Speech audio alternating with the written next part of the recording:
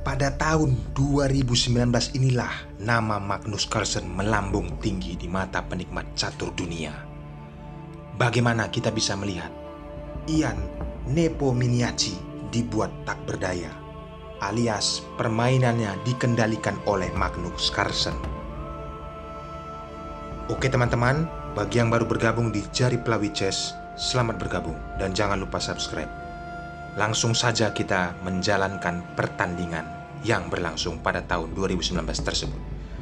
Magnus Carlsen memegang bidak hitam dan Ian Nepomniachtchi memegang bidak putih.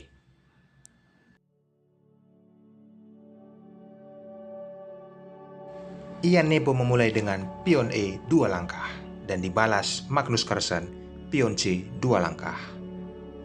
Pembukaan pertahanan Sisilia. Kali ini kuda dinaikkan ke F3 dan Magnus Carlsen menaikkan kuda ke C6. Lagi-lagi kuda dinaikkan ke C3 dan Magnus Carlsen menaikkan pion E 2 langkah.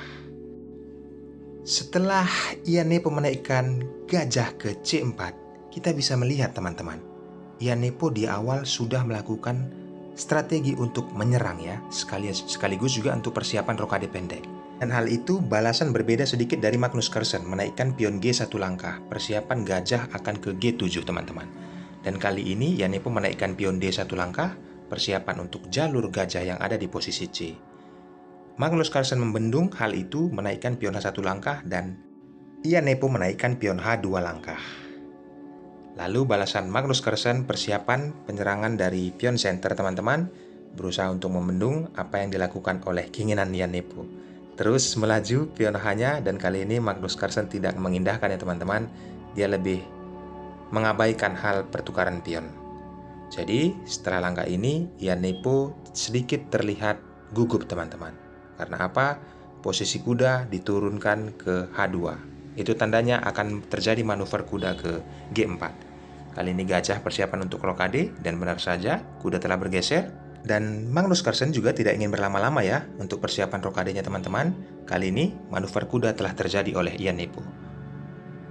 Persiapan rokade telah terjadi oleh Magnus Carlsen dan gajah naik ke D2. Dan kali ini raja diamankan ke H8 untuk menghindari posisi skak. Sekaligus juga merasa nyaman ya karena ada gajah yang ada di G7. Kali ini Ian Nepo menggempur melalui pion G2 langkah. Dan benteng dimanuver ke B8. Balasan Ian Nepo kali ini adalah spektakuler teman-teman. Bagaimana kita bisa melihat sebenarnya awal permainan ini Ian Nepo sudah agresif ya teman-teman. Tetapi pada pertengahan sampai akhir Magnus Carlsen yang mengontrol ataupun yang mengendalikan langkah putih karena telah mengunci beberapa perwira. Kali ini kuda menaik ke D5 dan Magnus Carlsen mengajak pertukaran kuda dan kali ini kuda pukul kuda dan kuda pukul kuda kembali. Inilah salah satu kecerdasan Magnus Carlsen membaca serangan yang dilakukan oleh putih teman-teman. Setelah dia melihat posisi keadaan pion center ataupun pergerakan pion yang ada C, D, dan E tidak bergerak, maka kuda lah yang manuver ke F4. Perhatikan, kuda itu nyaman di situ teman-teman, karena tidak ada lagi yang bisa mengganggu kecuali gajah memakannya nanti. Tapi untuk mengantisipasi itu teman-teman, Magnus Carlsen sudah mempersiapkan strategi yang akan kalian lihat berikutnya. Ian Nepo telah menggeser menteri ke B1. Tandanya akan terjadi manuver ke A2. Benar saja persiapan Magnus Carlsen untuk mengantisipasi hal itu, tetapi tidak membendung ya langkah apa yang diinginkan oleh Ian Nepo. Dan kali ini menteri menjaga posisi gajah, memperkuat pertahanan, dan benteng bergeser ke G1. Sepertinya ada pertempuran yang terjadi tetapi tidak kelihatan ya teman-teman. Dampak dari pertempuran ini adalah sekitar 5 atau 6 langkah ke depan.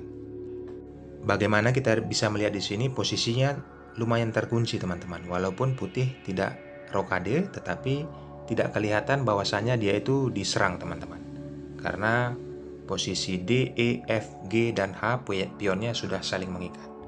Dan kali ini gajah mencoba mengambil jalur dan terjadi pertukaran.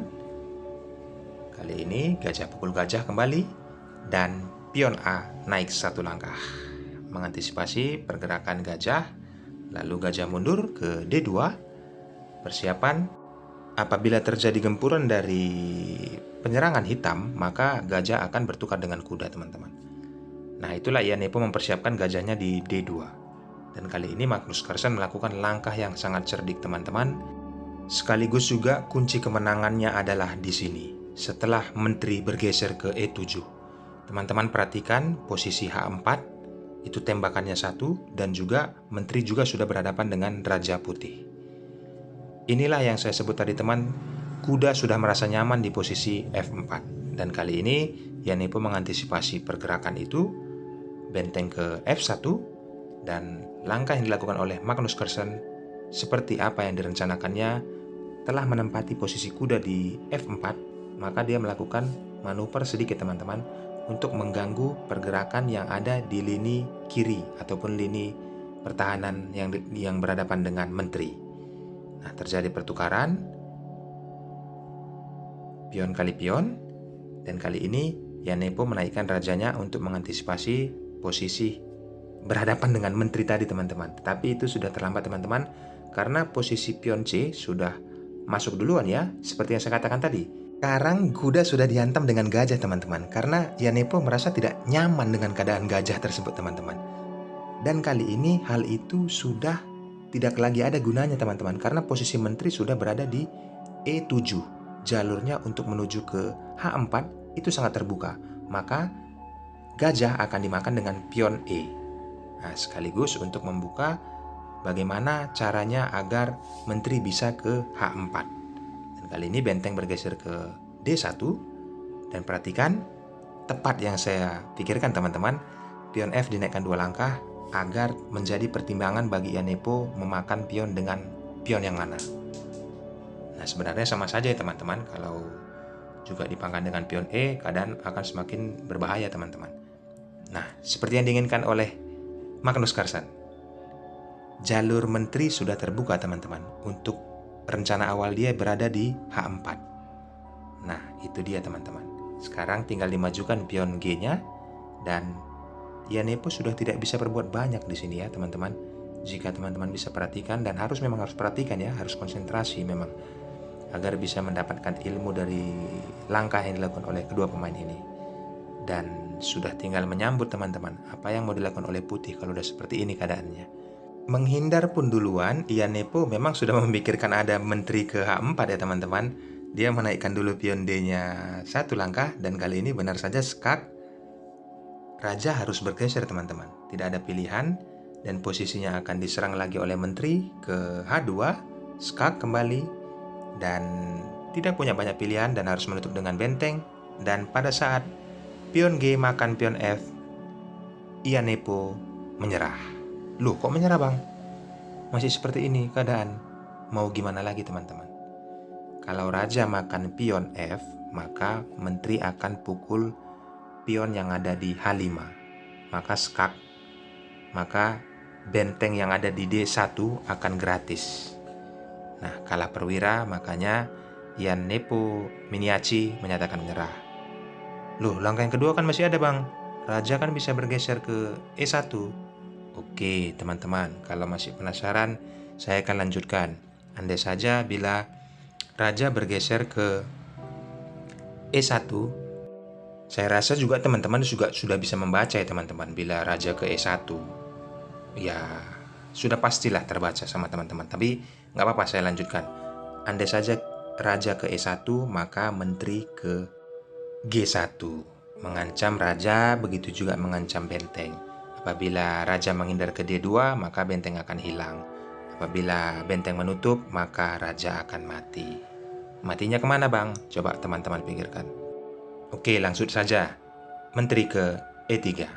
Sekian dulu video dari saya, semoga bermanfaat. Jangan lupa komentar dan subscribe juga bagi yang belum. Akhir kata saya ucapkan thanks and God bless.